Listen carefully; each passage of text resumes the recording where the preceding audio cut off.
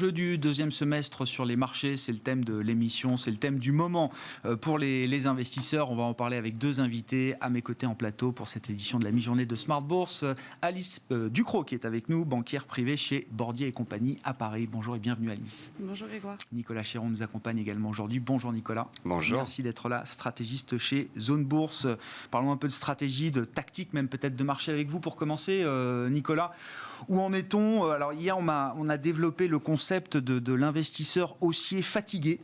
Je rends hommage à Julien Nebenzahl, investisseur que je respecte absolument, qui était là hier soir, alors qui est très haussier depuis longtemps, avant même la crise Covid. Il est resté haussier pendant toute la crise Covid. Alors chacun a son parcours, on va dire, sur les marchés, mais il admettait quand même qu'après avoir été haussier pendant 1 an et demi, 2 ans, il arrivait quand même à être un peu fatigué désormais. C'est un peu le sentiment qu'on a là au début de cet été. C'est vrai. C'est ce qu'on appelle en anglais le pain trade, quoi. Le trade difficile à tenir, c'est long, c'est pénible, mais pour l'instant, à dire vrai, eh bien, ça continue de porter ses fruits.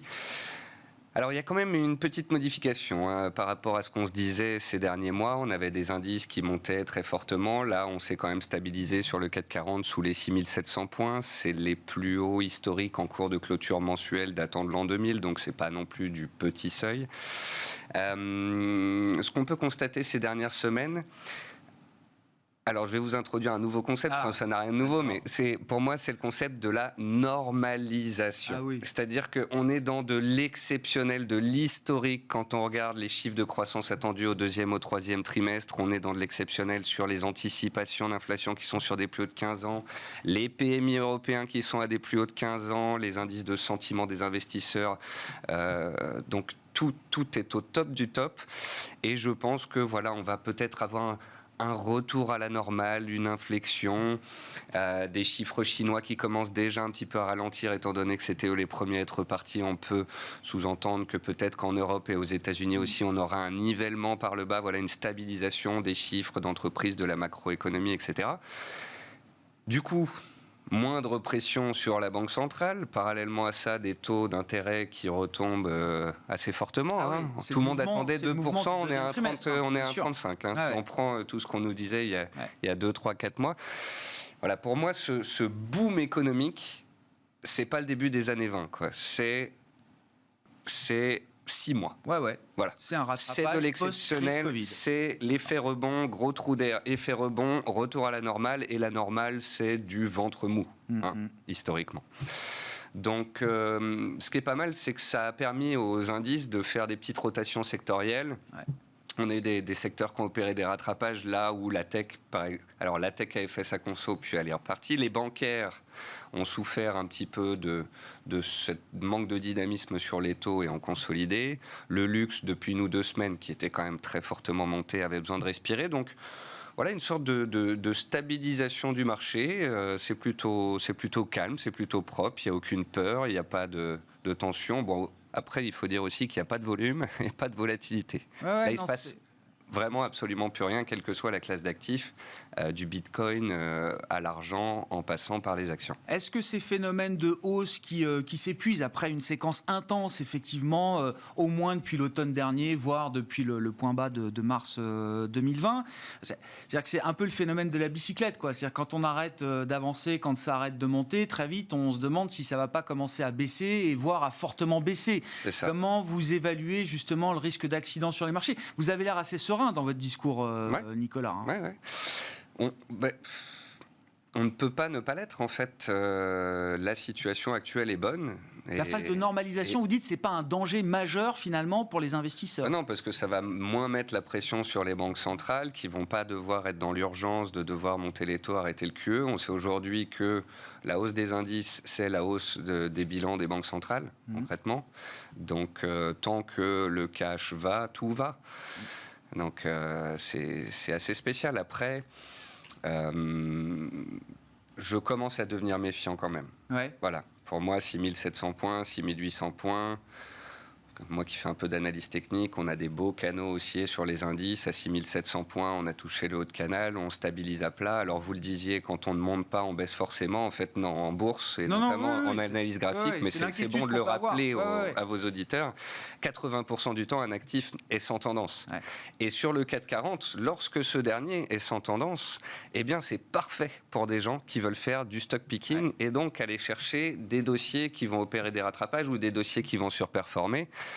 On a actuellement des superbes entreprises, c'est marrant parce qu'on les avait nommées ensemble il y a 6 mois et c'est toujours les mêmes, du Téléperformance, les Rémy Cointreau, les LDLC, enfin plus ou moins des valeurs moyennes, mais des dossiers qui sont ultra haussiers, qui continuent leur course, même quand l'indice ne fait rien. Et donc celui qui est dans une logique, l'investisseur un peu actif, particulier, qui veut justement faire ce travail de stock picking, il y a encore des idées, il y a encore des dossiers qui ont de la valeur, sur lesquels il est intéressant d'être positionné.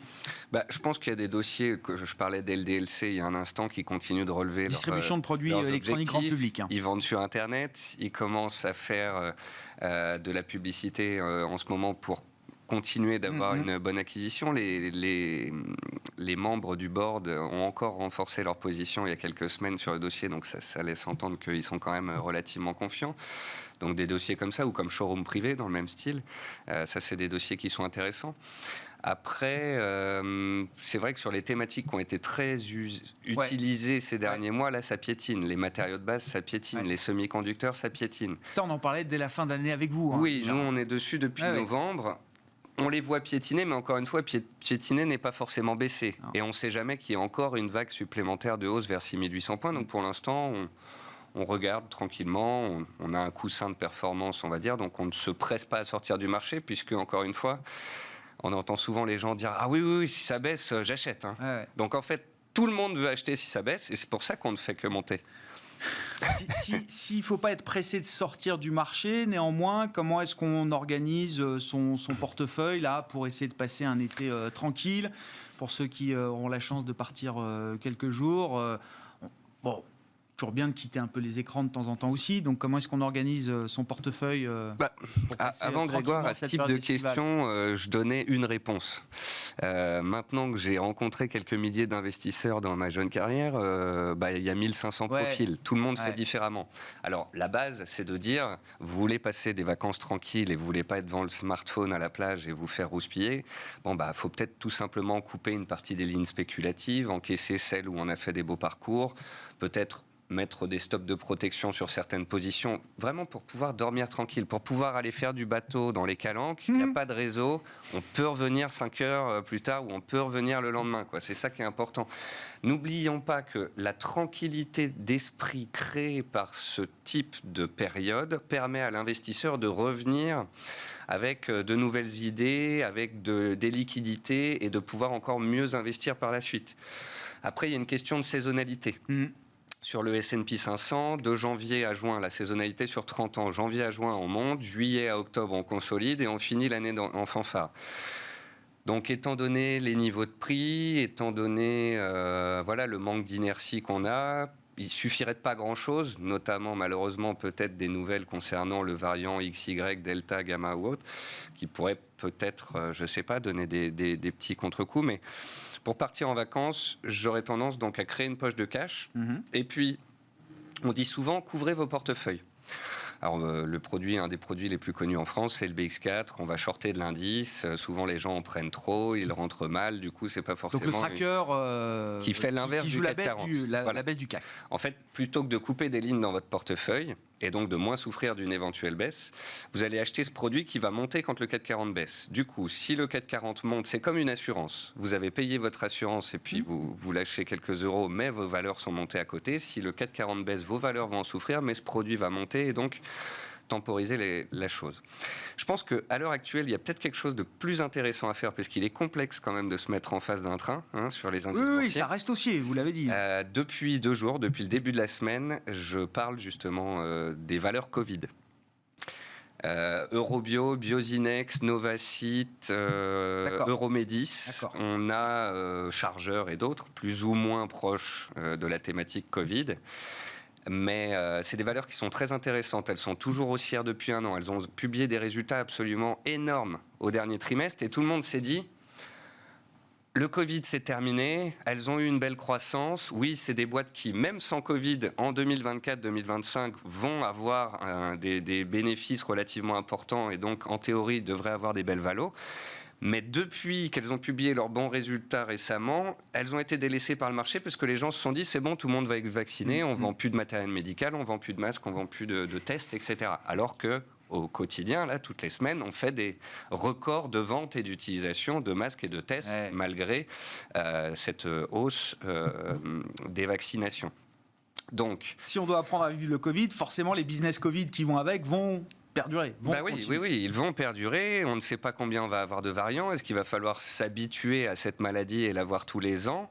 Du coup, c'est un bon moyen de protéger son portefeuille ou du moins de le diversifier et de se dire si c'est la news variant, la partie sanitaire qui pose problème, déclenche un problème de marché, eh bien mon portefeuille est protégé.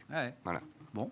Intéressant, effectivement. Regardons donc encore et toujours les valeurs Covid. Merci beaucoup, Nicolas. Merci pour ces quelques éléments. Voilà, ces quelques idées pour essayer de préparer un été tranquille quand on est investisseur particulier, notamment, et qu'on veut rester néanmoins investi sur les marchés pendant cette période estivale. Nicolas Chéron, stratégiste de Zone Bourse, avec nous dans Smart Bourse à la mi-journée sur Bismart.